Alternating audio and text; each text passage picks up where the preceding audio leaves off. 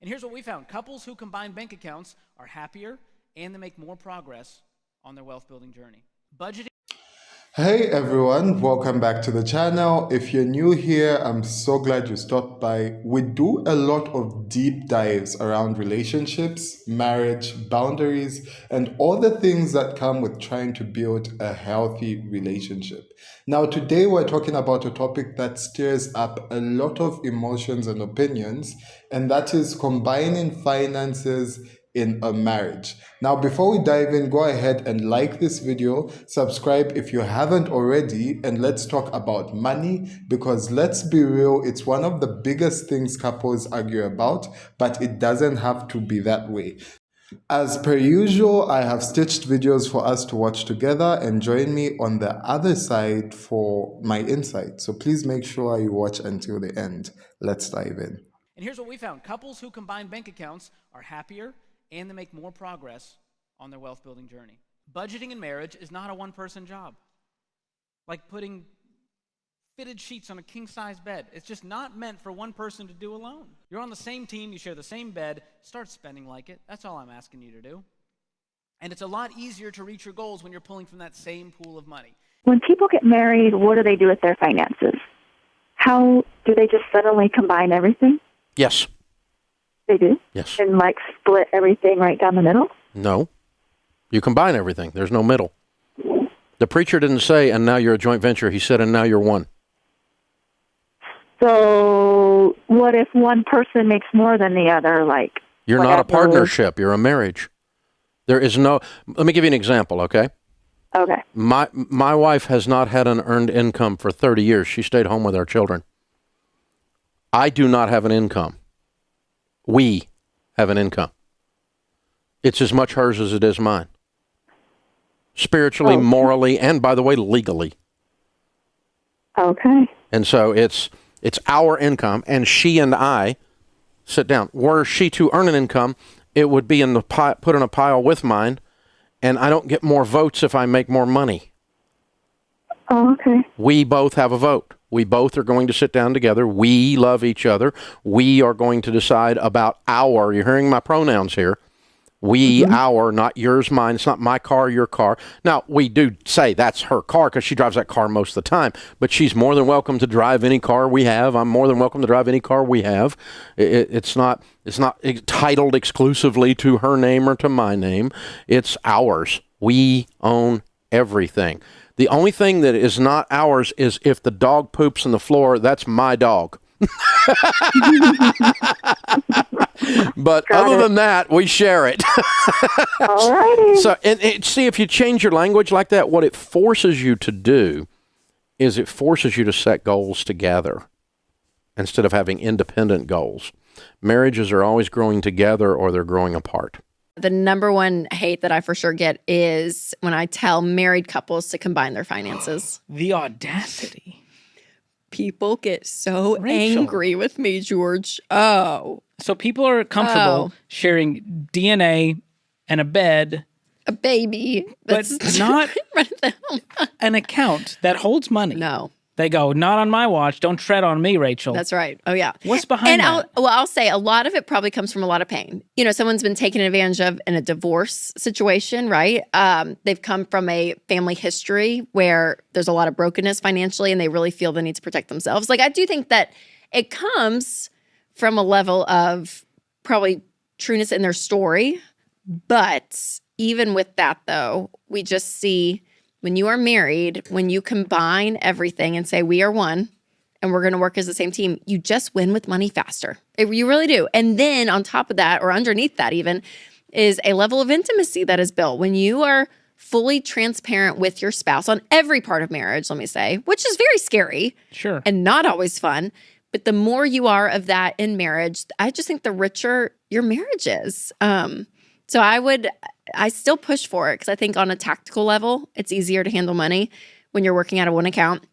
But then it does something to the relationship when you say, you're not going to, you pay this bill, I pay that bill, and you're acting almost like roommates. It's very petty. It is. And you end up running on these two separate tracks versus saying, hey, if we combine everything and we're one and we're working as a team, Somebody gave us this picture years early on in our marriage, and I loved it. They're like, if you ever have an issue, put the issue out there and like stand beside each other, right? Metaphorically, but it's like that's the issue out there. It's not you versus me. And don't put it in the middle of you. Put it out there. And when you look at money like that, it's like, yeah, if you're a married couple, like those are our problems. Like we want to fund retirement and there's not enough in there. That's the problem. Or we're drowning in debt. That's the problem. And so how do you and I together do that? I mean, not you and I, George. Sure. We're not married. We're married to other people. But do you know what I'm saying? But we have joint bank accounts with our spouses. And I Yes. thought like this is normal. Like people don't do this. And then I found out I know. people are like, well, we have one account that's for like the shared bills and we have our savings and then we each have our personal accounts. So it's my money. I get to say what. And so then I went, well, why don't you talk about the trust issues you have with each other? If she's going, you can't spend your money that way. Have a conversation about Yes. it instead of brushing it Well, under separate rugs. That's it too, right? So an issue comes up and it's like, well, we'll fix the issue by separating so we don't have to deal with the issue. And in marriage, George, deal with the issue. Yes. Trust me, deal with the issue. Go in therapy, like do people are do the worried, work. like, I'm going to lose my sense of independence and self and Yeah. autonomy. And what I would say is have a line item in your budget that is yours. Like Winston has one and he goes and gets rocks at Home Depot and does something in the, I don't know, That man whatever he loves does. rocks. And then I need to go get my nails done. So I'm going to go do this. But there's week, no right? Like, judgment, right? Like when it's your No. personal Rachel category. Yes, go do what you Winston's not wanna like, you do. spend it on what? no.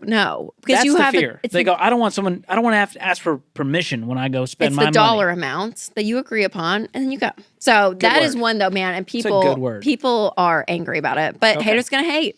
But I'm okay with that. All right. Now let's start with the obvious. Why is money such a touchy subject? Money often represents more than just dollars and cents. It's tied to our upbringing, our sense of security, our values, as well as our goals. Some people were raised in households where money was tight and every dollar was stretched. Others never had to think twice about spending.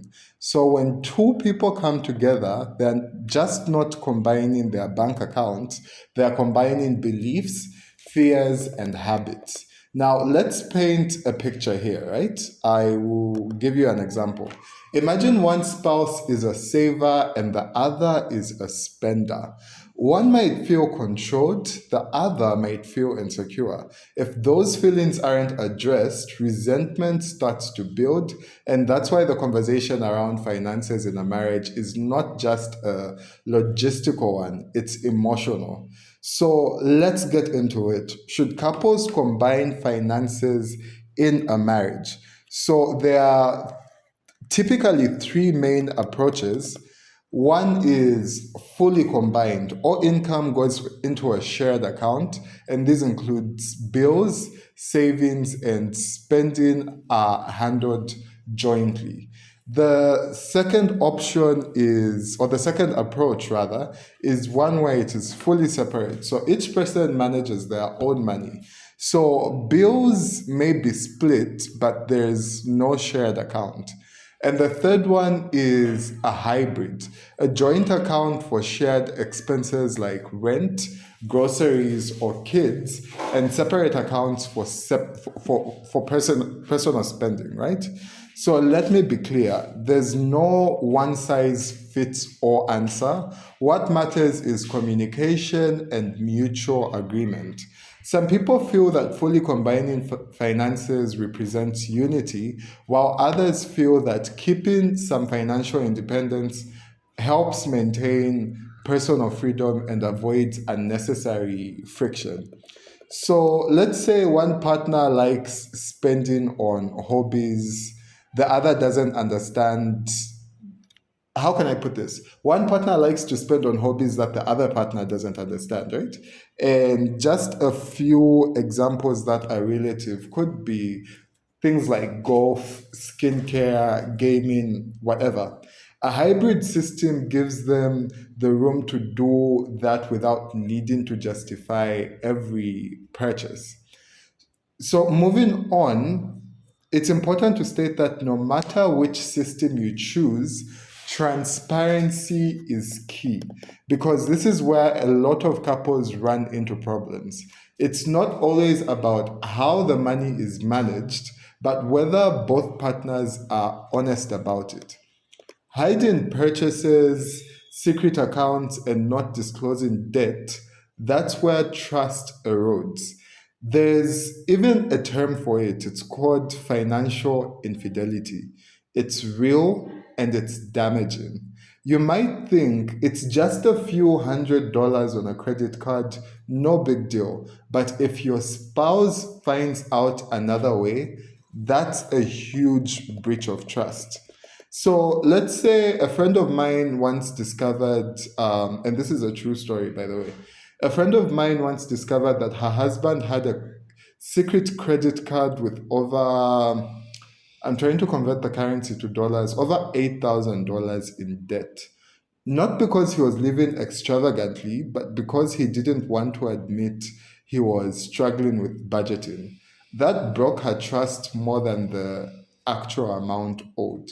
So, again, whatever your system is, please be honest, please be clear, and please be upfront. All right. So let's say you've never really had a deep conversation about money with your spouse, or maybe every time you try, it turns into an argument. Here's a framework to keep it constructive. First things first, start with understanding your values. What does money mean to each of you? And then you can talk about your goals. Do you want to buy a house? Do you want to travel more? Or do you want to save for the kids' college? And then talk logistics. Who's better at tracking expenses? Who will handle the bills? Does it make sense to automate savings? And here's a pro tip. Schedule regular money dates. This could be monthly or quarterly. So sit down, review spending, revisit your goals, and check in. Make it normal, not stressful. And please listen, tone matters. Why did you spend that much on clothes is going to go down differently than, hey, can we go over this together and see if we're still aligned? Now, let's talk about some common traps that couples fall into when combining finances and how to avoid them. The first one is the first trap is unequal power dynamics. If one person earns significantly more, they may feel entitled to more say, but money shouldn't determine who has a voice in a relationship. The second trap is the lack of emergency planning. Not having savings or not agreeing on how to use it can cause panic when the unexpected happens. So set up an emergency fund together. Now, the third trap is not adjusting after major life changes. This could be getting a new job, having kids, starting a business. All of these things change your financial picture. So make sure that you reassess often. And last but not the least is one person doing all the financial work. Even if one spouse is better with numbers, it's still a joint life. Both should be informed. So we're now going to talk about what if one partner isn't on board and the other one is.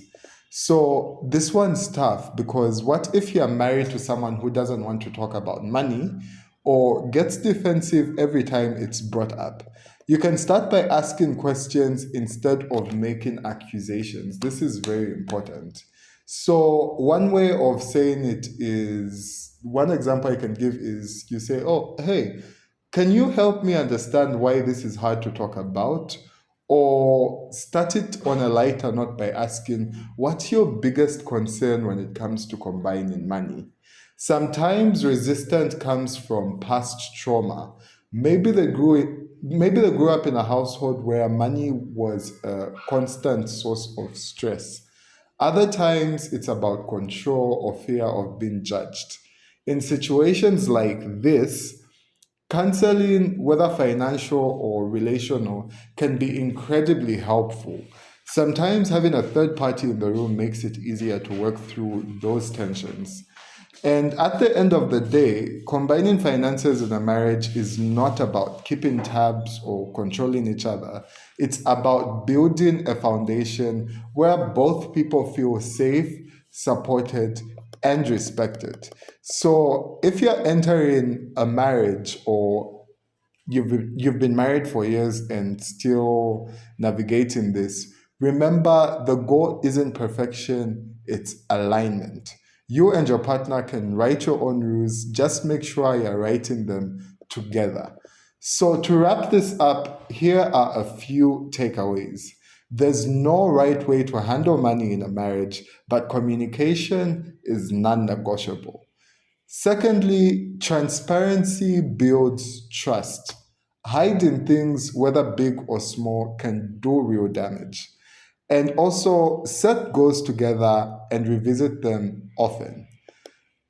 In addition to that, understand each other's financial pasts. That context matters a lot. And last but not the least, don't be afraid to seek help if money is a major source of tension.